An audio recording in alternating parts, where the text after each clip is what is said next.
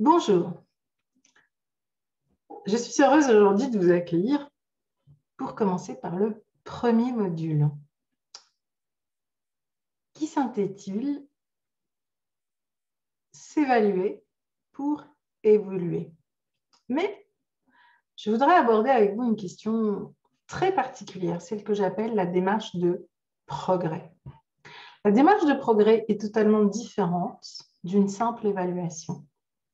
Elle est surtout différente du jugement continu dans lequel, mais tous, nous tombons dedans tous les jours, consciemment ou inconsciemment. Tous les jours, on est en train de se dire « je ne suis pas bon en ça, je ne veux plus de ça, ça ne me correspond plus », etc., etc. Tous les jours, nous sommes des juges absolument durs avec nous-mêmes. Résultat des courses, eh bien, cela crée à chaque étape de votre vie non pas de la satisfaction, mais de l'insatisfaction. Alors que vous venez de bâtir une expérience extraordinaire. Peut-être que vous avez déjà construit une offre dans laquelle vous vous êtes super bien épanoui. Et pourtant, aujourd'hui, vous avez envie de balayer tout ça d'un revers de main pour vous dire, je me lance dans autre chose. Cela ne m'épanouit plus.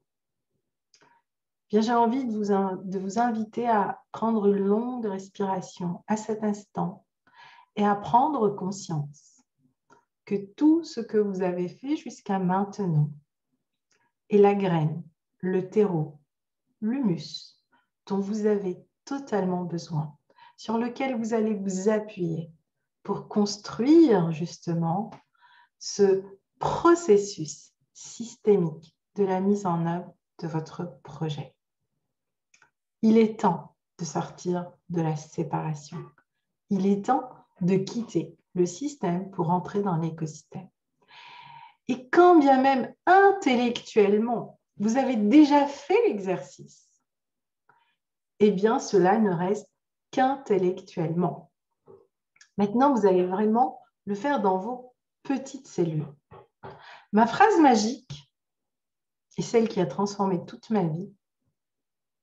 Je suis tombée dedans à l'âge de 9 ans. Apprenez à faire un pas vers la nature et elle en fera 1000 pour vous. Le plus dur est d'apprendre à faire ce premier pas vers la nature. Et croyez-moi, quand bien même on est du métier, ce que je suis, d'accord, j'ai consacré ma vie à l'écologie, au vivant et à la nature, eh bien, j'ai dû réapprendre beaucoup de ce que je pensais être acquis avec elle pour apprendre à comprendre qui elle est, comment elle fonctionne vraiment, comment elle s'adresse à nous, etc. Au-delà de ce que nous pouvons capter avec nos émotions ou de ce que nous pouvons entendre ou de ce que nous pouvons voir avec notre vision très limitée du vivant. J'ai envie de dire, prenez-vous par la main, prenez-vous dans les bras pendant ce module. Soyez bienveillant avec vous et apprenez à rentrer dans le cycle vertueux de votre projet grâce à l'auto-évaluation inspirée de la démarche de progrès.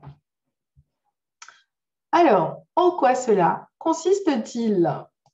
Eh bien, je vais passer en partage d'écran, n'est-ce pas? Et vous allez pouvoir suivre. Alors, nous démarrons à partir de maintenant le premier cycle qui va durer pour vous 60 jours. Exprimez votre concept unique avec la nature. Alors, j'aimerais attirer votre attention sur une chose dans cette formation. Dans cette formation, je n'ai pas rajouté des choses en me disant « mais ils n'ont pas assez de ça, mais ils n'ont pas assez de ça ». Non. Dans cette formation, j'ai fait l'inverse. Je suis allée à l'essentiel. À chaque fois, je souhaite vous amener vraiment à cette clarté, à cette limpidité et à la simplicité. Votre zone de génie n'est pas dans l'encombrement, n'est pas dans le trop, n'est pas dans toutes les idées qui vous entourent. Et c'est vraiment important de prendre conscience de ça parce qu'aujourd'hui, nous sommes juste bombardés d'informations tous les jours. et particulièrement aussi toutes les personnes qui sont sur le web. L'univers des experts, des coachs, etc. est florissant. C'est normal. L'industrie de la formation, n'est-ce pas, est l'une des industries les plus florissantes pour les 25 prochaines années. On attend d'ici 10 ans à ce que cette industrie réinjecte plus de 85 milliards de dollars en formation de tout genre. C'est pour dire que, eh bien, vous êtes sur le bon marché si vous êtes dans l'accompagnement, la formation ou autre, ou même l'accueil, peu importe. Aujourd'hui, le monde dans lequel on est sort du système de la connaissance pour rentrer dans l'écosystème de l'information. Et particulièrement, moi, je vais vous amener beaucoup plus loin, vous amener dans l'écosystème de l'apprentissage par l'expérience, par l'observation, par les cycles de vie. Et vous allez voir que, eh bien, l'évaluation est une clé essentielle. Parce que si vous ne savez pas vous évaluer régulièrement, eh bien, constamment, vous allez vivre des moments de grande avancée et puis après, des moments de grande destruction. Et à la longue, on s'épuise parce qu'à chaque destruction, on crée des failles à l'intérieur de nous, on crée des blessures et on crée une charge émotionnelle qui s'engramme dans nos cellules et qui fait que, eh bien, c'est aussi ce que l'on vibre. Donc, apprendre à cultiver votre DNA leadership, votre ADN magnétique de ce friendly natural leadership qui est en vous, eh bien, c'est vraiment de faire ce travail avec tout un alignement avec vos 4 éléments, avec les cycles, avec votre propre écosystème entrepreneurial. Ce premier cycle est essentiel. Votre concept unique, il est là-dedans. Votre concept unique, il est dans cette vibration que vous allez toucher à un moment et vous allez vous dire, ça c'est ma mission d'âme. Je vais enfin l'exprimer dans une mission de vie et cette mission de vie, je vais la traduire dans la raison d'être de mon projet ou de mon entreprise. Donc, l'évaluation, c'est le premier pas pour révéler votre talent originel, pour révéler votre zone de génie. Et vos 4 questions en or, eh bien, sont, en lien avec les 4 éléments, sont un outil extrêmement puissant parce que cet outil, il va vous permettre de balayer d'un revers de main celui que l'on connaît tous et par lequel nous passons tous, le syndrome de l'imposteur. Suis-je légitime? Pourquoi moi? Va-t-on m'écouter? Etc. etc. Vous êtes prêts? Alors, évaluez pour évoluer et révéler votre talent. 3 étapes clés dans le processus d'auto-évaluation. 1. L'auto-évaluation bienveillante. 2. Vous, à votre projet, comment vous allez mesurer ce chemin, d'accord, pour bien identifier votre talent. Et enfin, comment faire de votre bio, de votre expérience, de votre histoire, votre légende vivante. Alors, pourquoi l'auto-évaluation est intéressante? Elle est intéressante et je vous invite à mettre en place ce processus dans tous les domaines de votre vie pour corriger avant d'arriver à la catastrophe. Si vous, tous les jours, vous avez ce qu'on appelle ce processus d'auto-évaluation qui devient ce qu'on appelle de l'optimisation, donc après c'est très agréable à le faire, et bien régulièrement vous allez pouvoir corriger. Donc jamais vous n'arriverez au précipice. Bien au contraire, vous allez rentrer dans quelque chose qui va être en élévation, qui va être en expansion.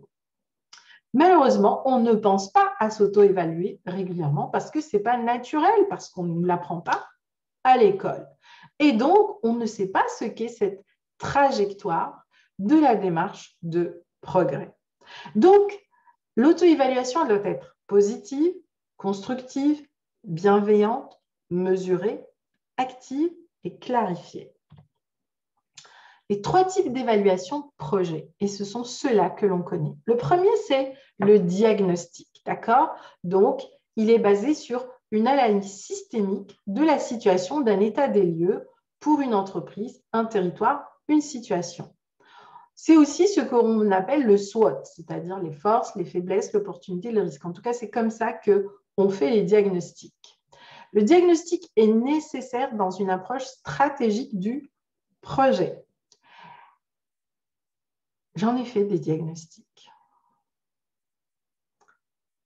C'est quelque chose de très compliqué et de très complexe. Parce que si on s'arrête seulement à cela, eh bien, on va faire des choses extrêmement sectorielles, extrêmement quadrillées. Ce type de diagnostic, le SWOT, c'est ce que j'appelle la commode. C'est-à-dire que vous allez vous mettre dans plein de petits tiroirs et puis vous allez ranger chaque chose dans un tiroir et puis là-dedans, ça ne communique pas, ça ne travaille pas ensemble. Et résultat des courses, c'est comme ça que l'on crée des stratégies qui finalement ne parlent à personne. Et après, on va chercher des consultants qui vont faire que les gens devront se réapproprier la stratégie. Voilà. Le deuxième, c'est l'audit. Alors là, c'est basé sur une évaluation très stricte selon un référentiel de critères définis par un organisme extérieur qui est l'organisme d'audit. L'audit d'un système peut donner lieu à une sanction, retrait ou acceptation de ce même système. Ah, on est dans l'histoire quelque part de la punition. Si je suis bien, si j'ai bien travaillé, je vais avoir une bonne note, mais si ce n'est pas le cas, je suis puni. Et c'est toute l'histoire, la dramatique histoire des processus de certification, de labels, etc., du CAC et autres. Et là aussi, on a encore beaucoup à réapprendre. Et ce qui est le plus terrible, c'est que dans le processus des écolabels, donc de ce qui labellise la nature, eh bien, on fait quelque chose qui est tout sauf organique, naturel et vivant. Et pourtant, on fait ça pour sauvegarder la nature. Vous comprenez comment on crée des fractures et des dilemmes qui font que même, malgré toute notre connaissance du vivant et de la nature, eh bien aujourd'hui, on a quand même détruit 65% de notre biodiversité et nous vivons une crise écologique importante. Mais enfin, la nature a décidé de mettre en place ses propres stratégies en se disant, bon, ben, ils n'ont pas compris, les petits loulous là, eh bien, moi, je vais mettre en place ma stratégie pour pouvoir respirer, pour pouvoir régénérer mes écosystèmes. Et jamais la nature n'a été aussi belle que depuis ces 4 confinements que nous venons de traverser. La question est, quand elle respire, nous, on ne respire pas. Quand nous, on respire, elle ne respire plus. Il est temps d'apprendre à respirer ensemble. C'est tellement plus sympa de respirer ensemble. Et il y a aussi quelque chose d'absolument merveilleux quand on respire avec la nature. Pour l'avoir vécu plein de fois dans des projets, eh bien, je n'aspire qu'à cela parce que c'est une source de créativité, d'énergie et d'évolution extraordinaire. D'où l'auto-évaluation. J'ai créé 2 outils majeurs dans le domaine de l'auto-évaluation. Une aujourd'hui qui est impliquée dans je ne sais combien de parcs nationaux, parcs naturels régionaux pour mesurer et mettre en place le tourisme durable au sein des territoires. Et l'autre, c'est les lignes directrices que j'ai créées pour, pareil, développer et réhabiliter les écosystèmes oasiens au niveau des déserts. Et donc, ces territoires sont aujourd'hui dans des démarches de progrès. Certains sont même passés de lieux désertiques à plus belles destinations au monde. Et si vous faisiez de votre projet, pareillement, une destination où il fait bon vivre? L'auto-évaluation est l'outil essentiel qui va vous permettre de mesurer constamment le chemin parcouru et le chemin qui vous reste à parcourir. Et quelle que soit l'étape où vous êtes aujourd'hui, je vous invite à avoir un autre regard sur le chemin que vous avez parcouru, l'étape où vous êtes. Est-ce que maintenant, à partir de cette étape, vous avez envie de réaliser? Soyez fiers de ce que vous avez fait. Félicitez-vous. Honorez toute cette étape que vous avez mise en place. Vous avez déjà traversé un cap extraordinaire. Et quand vous regardez comme ça, vous vous dites, eh bien, si je l'ai fait une fois, je peux le faire 2 fois, je peux le faire 3 fois. Et si j'en faisais tout simplement un cycle de vie, une façon de vivre et d'être, c'est-à-dire de devenir un vrai co-créateur. L'auto-évaluation est cette démarche de progrès qui va vous apprendre étape par étape à évoluer dans la durée vers des situations beaucoup plus harmonieuses dans votre vie et beaucoup plus durables. Là où il y a de la clarté, il y a un nouveau chemin et de vrais possibles. Je vous demande donc, dans les exercices et notamment dans votre cahier d'exercices d'auto-évaluation, de vraiment prendre le temps de mesurer ce chemin. D'accord? Même si vous allez vous numéroter, ne soyez pas dans le jugement, mais dans OK, 10, c'est là où je veux être. De 0 à 10, eh bien, je suis à 2. Donc, super, il me reste 8 étapes à. Donc, à partir de là, je vais pouvoir bien structurer mes étapes. Et tout ce que vous allez pouvoir structurer, eh bien, tout simplement, ça va vous permettre de vous décharger psychologiquement, émotionnellement, parce que vous savez comment maintenant vous allez organiser cette étape, le temps que vous allez vous donner, les moyens, les finances, etc. Après, vous avez juste à vous mettre en action. Alors que quand vous êtes tout le temps dans le jugement, vous allez vous éparpiller, vous allez aller chercher 1000 solutions qui ne répondent pas à votre solution, parce que de toutes les façons, imaginez, vous faites le grand écart avec vos mains, avec vos jambes et tout. Ça ne peut pas marcher, les amis. Et pourtant, c'est ce que font les entrepreneurs tout le temps, jusqu'au burn-out. 5 étant la moyen entre les deux. 0, c'est quand vous jugez que, voilà, vous considérez que franchement, là, c'est mauvais. Hein. Vous avez procrastiné, vous avez remis au lendemain, vous n'avez pas avancé ou pas du tout. Et là, il fallait regarder pourquoi. À chaque fois, posez-vous la question, pourquoi j'en suis là? Ce n'est pas, oh mon Dieu, j'en suis là. Non, c'est pourquoi j'en suis là. C'est-à-dire, vous êtes toujours dans l'optique solution. Et un entrepreneur, c'est ça. C'est quelqu'un qui est tout le temps en train de chercher une solution. La différence entre un entrepreneur et quelqu'un qui ne sera jamais un entrepreneur, je vous le dis, et ça, c'est réel. L'entrepreneur, il a 3 critères.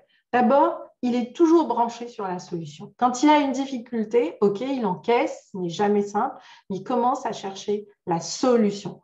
La deuxième chose, c'est qu'un entrepreneur, il sait que l'actif principal de son projet ou de son entreprise, c'est lui. Donc, il doit investir constamment sur lui. Je suis le plus important actif de mon entreprise. Donc, j'investis en moi. Et la troisième chose, c'est que l'entrepreneur, eh bien, il sait très bien qu'il doit d'abord créer, donner pour recevoir. Si vous voulez créer une offre à 2000 €, eh bien, investissez en vous un coaching qui vaut 2000 €. Créez la valeur de ce que vous voulez donner comme valeur. Si vous n'avez pas la valeur équivalente de ce que vous voulez donner, eh bien, vous ne vous sentirez pas légitime. Comment, par exemple, vendre une offre à 2000, 3000 ou 10 000 € si vous n'avez jamais investi ce montant en vous? Vous aurez du mal avec ça, normal. Donc, vous voyez ce qu'on appelle le syndrome de l'imposteur. Vous allez régler aussi ça quand vous allez vraiment commencer à travailler sur votre offre en allant de la valeur à la valeur ajoutée. Mais la base de tout ce que vous allez faire dans les 6 prochains mois, c'est ce module. Alors, dans l'auto-évaluation, que ce soit votre entreprise ou votre projet, tout commence d'abord par vous. On ne peut pas donner aux autres ce que l'on n'a pas soi-même. Sinon, on donne de la connaissance. Et le marché de la connaissance aujourd'hui est devenu un véritable marché de banalisation qui tire les tarifs vers le bas et non pas vers le haut. Vous, ce que vous voulez vendre, c'est vraiment à travers vos projets un processus de transformation, d'évolution et de progression. Et mieux, en plus de ça, c'est de le faire avec le vivant et avec la nature. Donc, je vous invite à, grâce à cette échelle de 0 à 10, évaluer votre situation actuelle, la gestion de votre temps, votre relation avec les autres, famille, amis, vos partenaires, aux médias, à l'information, à la crise que nous traversons, à la société, prenez du recul. Votre relation à l'argent, votre revenu idéal, votre relation à la nature, à la biodiversité, à l'écologie, au vivant. Et enfin, j'aimerais aussi que vous évaluez votre relation à la gratitude, mais la vraie gratitude, pas celle juste de dire merci, de vous sentir enchanté à l'intérieur de vous, quand vous êtes connecté à votre projet et à là où vous êtes aujourd'hui. Et enfin, votre relation au bonheur. C'est très important de créer cet écosystème positif pour vous et autour de vous. Vous êtes le pilier et l'axe de cet écosystème. Et prenez le temps de commencer par vous. Deuxième étape, eh bien, c'est de faire maintenant l'exercice pour votre entreprise ou pour votre projet. De 0 à 10, en quoi votre projet apporte des solutions concrètes, uniques, responsables, engagées, etc. à la société, à la crise que nous traversons? En quoi votre projet intervient positivement dans les politiques actuelles? Oui, bien sûr, si vous avez un projet d'accueil important et autres, médias, information, votre lieu de travail, si vous en avez un, le nombre d'heures de travail journalier que vous consacrez à ça, à vos relations avec vos partenaires, votre communauté, vos clients, à votre croissance, à vos flux financiers. Qu'est-ce qui vous oblige à changer aujourd'hui? Pourquoi est-ce le moment pour vous de lancer cette nouvelle offre ou ce projet ou de vous déployer de manière éco-responsable et vivante? Qu'est-ce qui changerait aujourd'hui si vous êtes plus écologique, plus éco-responsable au sein de votre projet, de votre entreprise? Que vous êtes plus vibrant en fait. Évaluez tout seul. Je vous laisse à présent retournez votre cahier d'exercice et prenez vraiment le temps. Allez vous mettre sous votre arbre, sous votre magnifique chêne. Adossez-vous, connectez-vous à la nature où que vous soyez. Si vous êtes en ville, eh bien, je ne sais pas, sur votre balcon, connectez-vous à l'air. Devenez cet observateur de qu'est-ce qui se passe dans votre cœur et qu'est-ce qui se passe dans votre projet. Notre projet est juste le reflet de qui l'on est. Et commencez à vibrer cela, pas seulement intellectuellement, dans votre DNA. Cultivez cet ADN magnétique. Alors, de vous à votre projet, comment vous allez révéler cela? Imaginez que pendant ce système d'auto-évaluation par lequel vous allez traverser cette démarche de projet, vous avez une boîte à outils. Et pour certains, vous allez devoir utiliser votre tournevis, pour d'autres la clé molette, pour d'autres le marteau. Eh bien, c'est exactement ça en fait. Pour chaque étape, eh bien, vous allez à chaque fois vous poser et aller voir très concrètement et réparer. Arrêtez de jeter. La nature, elle n'en peut plus de nos déchets, vous savez. Alors, jusque-là, elle avait tous nos déchets physiques. On a même créé un 7e continent de déchets. C'est pas rien. Il va falloir gérer cette histoire. Mais vous savez, le plus toxique des déchets, ce sont nos déchets émotionnels. On est tout le temps en train de lui dire, tiens, je te donne, je jette toutes mes émotions négatives. Mais elle n'en peut plus. À un moment, elle dit, mais je vous renvoie tout ça. Mais oui.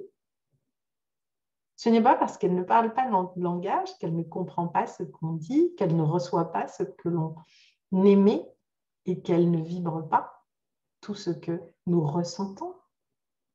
Alors soyez vigilants avec ce que vous jetez aussi émotionnellement. Je vous apprendrai prochainement. Module suivant, vous allez apprendre le processus alchimique. Rien ne se perd, rien ne se crée, tout se transforme. Toute cette formation est basée sur le premier principe de la nature, la loi de transformation qui est une loi alchimique. Monsieur Lavoisier était un grand alchimiste. Je suis une alchimiste. Je sais travailler avec l'écosystème pour transformer l'étape où il est, pour recréer des écosystèmes bio-régénératifs, pour recréer des jardins bio-adaptatifs. C'est vraiment le cœur de mon métier. Le cœur de mon métier, c'est d'arriver dans un désert et de repartir, c'est une oasis grandeur nature. Eh bien, c'est exactement ça, ce processus d'auto-évaluation. Et vous allez comprendre pourquoi. Donc, vous êtes l'artisan de votre projet. Et remettez-vous dans ce cadre d'artisanat, celui qui va co-créer, qui va prendre ce temps. Offrez-vous une demi-heure d'oxygène tous les jours. Quelle est votre pépite? Qu'est-ce qui vous distingue des autres? Et là, il y a quelque chose de simple que vous pouvez faire. Prenez votre cahier, d'accord? Faites-vous un cahier en plus de votre classeur. Je vous invite vraiment à avoir un cahier. Et qu'est-ce que vous avez fait jusqu'à maintenant? Les personnes qui vous ont inspiré, les personnes qui vous ont aidé à passer un cap, les formations que vous avez faites. Faites un bilan de tout cela. Et voyez comment vous êtes senti à chaque étape. Qu'est-ce qui a émergé de chacune de ces étapes? Et pourquoi aujourd'hui, justement, vous hésitez, ou vous vous posez des questions, ou vous vous sentez mal? Et c'était juste une nouvelle étape pour aller beaucoup plus loin. Soit accoucher d'un niveau plus élevé de votre projet, soit accoucher de votre projet et de votre offre unique. Enfin, quelle est la nouveauté que vous souhaitez mettre en place dans votre entreprise? Et là encore, je ne vais pas vous dire faites une étude de marché. Bien sûr que vous pouvez la faire. Mais enfin, vous risquez de voir que dans votre domaine, le marché est saturé. Et alors, vous n'allez pas vous lancer? Ben si, vous allez le faire quand même. Parce que l'offre que vous allez construire, elle n'est pas basée sur les connaissances du marché. Elle est basée sur votre expérience intrinsèque, sur votre vibration. Votre expérience, elle est unique parce que vous êtes unique. C'est ça pour moi, votre offre unique. C'est ça pour moi, votre concept unique avec la nature. Et en plus, maintenant, vous allez l'enrichir parce que vous allez vous ancrer, vous allez vous aligner grâce justement aux 4 éléments, etc., etc. Et là aussi, on va avoir une approche très particulière des 4 éléments. OK. Maintenant, admettons, ça c'est dans le cas où vous partez, où vous recherchez votre talent originel, vous êtes en création de projet. Maintenant, vous avez déjà, votre projet est déjà bien avancé, l'idée, vous avez déjà commencé à créer une offre, etc. Mais aujourd'hui, vous souhaitez passer à la prochaine étape, c'est-à-dire que vous voulez passer au niveau supérieur. Et vous voulez passer au niveau supérieur en étant insatisfait de ce que vous avez fait jusqu'à maintenant. Bien, ma question est, pourquoi êtes-vous insatisfait? De quoi êtes-vous insatisfait? Ah, mon assistante est arrivée. Oui, bien sûr, ma choupi. Quelle est l'évolution que vous souhaitez mettre en place dans votre offre? C'est ça la vraie question. Et pourquoi aujourd'hui et pour qui? Imaginez que vous avez un escalier, vous avez atteint une étape, maintenant vous voulez passer à la marche suivante, puis à la marche suivante, puis à la marche suivante. C'est tout. Vous êtes dans un processus d'évolution naturelle. La question est, pourquoi, justement, quand on vit des étapes comme ça dans notre société, c'est ce qu'on fait, c'est ce qu'on produit depuis la nuit des temps, et les guerres, toutes les fractures sont la cause de ce mode de fonctionnement, et aujourd'hui, ce mode de fonctionnement nous coûte très, très, très, très cher. C'est tout simplement parce qu'on ne sait pas en réalité faire ce que fait l'écosystème. On ne sait pas être dans ce que j'appelle la première étape, il y en a plusieurs, justement, du cycle de vie naturel du projet. Arc-en-ciel, qu'est-ce que tu fais là? Ça te plaît? Bon, très bien, ça lui plaît. Le cycle de vie du projet. Comment je vais passer de mon projet professionnel, de mon projet personnel à mon projet professionnel? Eh bien, ça, c'est ce que j'appelle le cycle naturel du projet. Et le cycle naturel du projet, d'accord? Et vous voyez, regardez, c'est vraiment au milieu.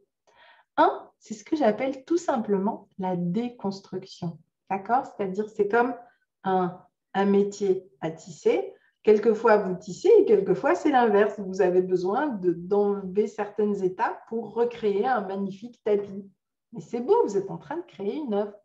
Donc, de la déconstruction, pourquoi elle est nécessaire, la déconstruction? Parce que nous sommes des éternels apprentis, mes amis, que l'étape suivante, c'est l'apprentissage. Et à quoi va nous servir? Eh bien, à construire, à reconstruire. Et ça, c'est tout le temps. Et nous, on vit à chaque fois ça comme un drame, parce qu'ici, ce n'est pas déconstruction qu'on fait à chaque fois, c'est démolution. De la démolution, qu'est-ce qu'on crée? Eh bien, on crée de la souffrance. Donc après, il faut traverser la souffrance. Et après, il faut se reconstruire et c'est épuisant. Parce qu'à chaque fois, on crée de la fracture, de la séparation, de la dualité. Alors que quand vous regardez l'écosystème, quand il passe d'une saison à une autre, il ne se déconstruit pas, sauf si on l'a maltraité, bien évidemment. Là, on a droit à un tsunami, mais là n'est pas la question. L'écosystème, eh bien, le printemps, on va semer la graine. De la graine, on va apporter créer un nouveau champ. Le champ, ben, on va le moissonner. Et puis après, on va avoir une autre saison qui va être l'automne où la nature va descendre en énergie. Elle va recréer de l'humus avec les feuilles. Puis ensuite, elle va entrer en dormance pour repartir. Et si on la laissait faire, naturellement, ben, aujourd'hui, ces étapes seraient organiques. Alors, le cycle du projet, c'est ça. C'est déconstruction, apprentissage, reconstruction. Et ça, c'est tout le temps. Jusqu'à la fin de votre vie et jusqu'à la fin de votre entreprise. Donc, comment vous allez vivre ces étapes en les organisant et en vous disant, OK, cette année, j'attends cette étape, l'année prochaine, celle-ci. Et du coup, ça devient une partie de plaisir parce que vous savez que vous allez mettre en place des process, d'accord, systémiques et organiques qui vont vous permettre de passer d'une étape à une autre et de vous honorer, de vous féliciter de chaque étape acquise, de vos progressions en termes de travail, en termes de qualité d'offre, en termes financiers, en termes d'équipe, si vous avez besoin, etc., etc. Et ça devient waouh! Quand vous allez dormir le soir, vous allez vous dire yes, I did it, je l'ai fait. C'est tout l'inverse. Ça, c'est le cycle naturel du projet. Donc, je vous invite à réfléchir. Où en êtes-vous dans ce cycle? Comment vous évaluez cette partie-là de votre vie? Alors, vous pouvez aussi, pour aller plus loin là-dedans, vous inspirer. Qu'est-ce qui vous inspire? Vous ancrez. Et si vous deveniez tout simplement l'observateur de ce qui se passe en vous, avec bienveillance? Et si vous vous autorisiez à laisser aller votre vision du projet global auquel vous pensez? Où est-ce que vous voyez dans 1 an, dans 2 ans, dans 3 ans? Comment vous voyez votre projet évoluer? Quelles sont les étapes que vous aimeriez aborder? Quel est le revenu idéal que vous aimeriez avoir? Et que feriez-vous avec ce revenu idéal? Comment vous allez contribuer à amener votre vie, déjà votre évolution personnelle à un niveau supérieur? Et ensuite, naturellement, le reste va suivre. Enfin, comment vous estimez votre vie de femme ou d'homme en tant qu'entrepreneur? Et pour cela, eh bien, il y a un outil que j'adore, que je fais très régulièrement, votre bio, votre légende vivante. Dans cette partie, je vous invite à revenir à votre cahier d'exercice, celui qui vous invite à écrire votre bio. Et je vous invite à faire 2 choses, à rêver votre projet, à rêver là où vous allez être, ce que votre projet va vous amener. Peut-être que vous allez devoir changer de lieu grâce à habiter enfin l'endroit qui vous a, waouh, que vous recherchiez depuis toujours et qui sera là pour vous porter dans ce que vous avez à créer. Parce que c'est comme ça que ça se passe quand on travaille avec la nature. Elle œuvre avec nous, voire même pour nous. Et imaginez que vous avez réalisé ce projet, vous avez réalisé cette entreprise. Et enfin, vous êtes une grand-mère ou un grand-père. Et vous allez écrire à vos enfants, à vos petits-enfants, pour à votre tour les inspirer. Rappelez-vous, vous êtes ce leader inspirant et inspiré. Donc là, c'est votre tour de les inspirer. Qu'est-ce que vous leur disiez quel est le témoignage que vous allez apporter pour eux et finalement au monde.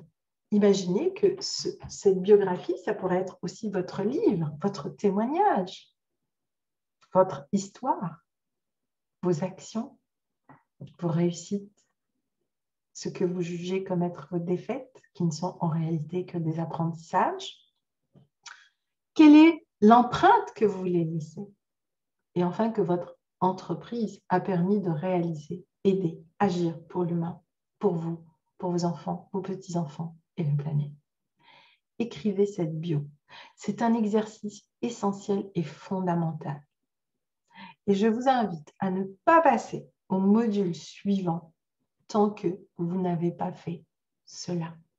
Faites-le maintenant. Vous aurez peut-être besoin de le refaire à la fin des 6 mois.